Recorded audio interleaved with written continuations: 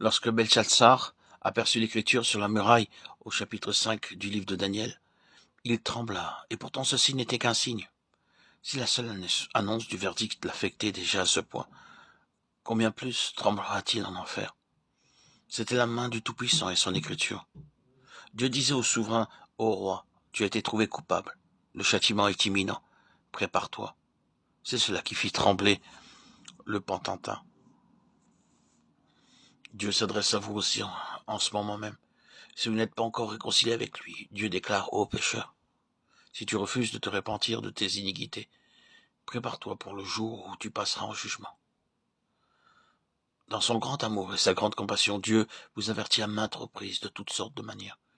Il vous appelle par la maladie et les calamités, afin que vous receviez le salut. C'est seulement lorsque les hommes demeurent inébranlables dans leur refus de se repentir que Dieu, finalement, leur applique son châtiment. Dieu donna à Daniel la sagesse pour comprendre et lire l'écriture sur la muraille. Si vous l'acceptez comme votre sauveur, le Seigneur Jésus-Christ deviendra votre sagesse.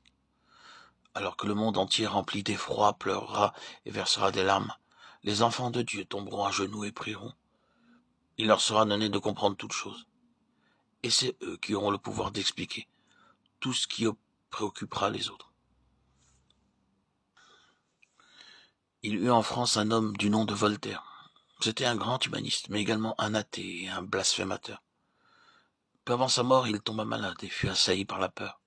La nuit, il hurlait si fort que pas une infirmière ne consentait à rester auprès de lui et à le soigner pendant plus d'une nuit.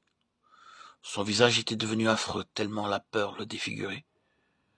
J'ai vu des personnes, ne connaissant pas leur Dieu, mourir remplies d'effroi. Cependant, ceux qui le rencontraient peuvent s'avancer sans crainte dans la vallée de l'ombre de la mort. J'ai connu un jeune croyant qui fut victime d'une défaillance cardiaque et mourut subitement pendant son travail. Le chef de bureau qui avait pris sur lui de prévenir l'épouse à son domicile se trouva dans un grand embarras lorsqu'il essaya de lui transmettre la nouvelle avec ménagement.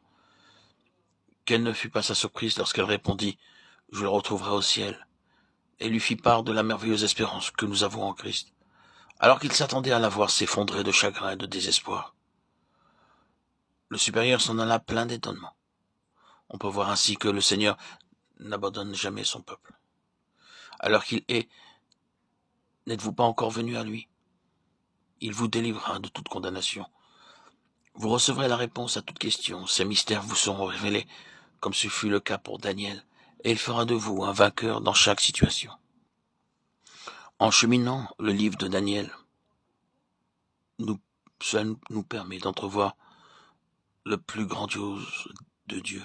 Le Tout-Puissant rassemble des vainqueurs qui infligeront une défaite totale au diable et déjoueront toutes ses machinations. Rien ne s'oppose à ce que Dieu détruise l'ennemi le jour même de sa chute.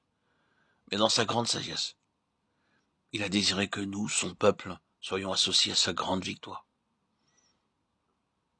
Il nous aime d'un amour éternel et nous a élus en Christ pour un but très élevé et sublime, qu'il a conçu avant même la fondation du monde. C'est ce que nous révèle l'Épître aux Éphésiens chapitre 1 versets 4 à 23.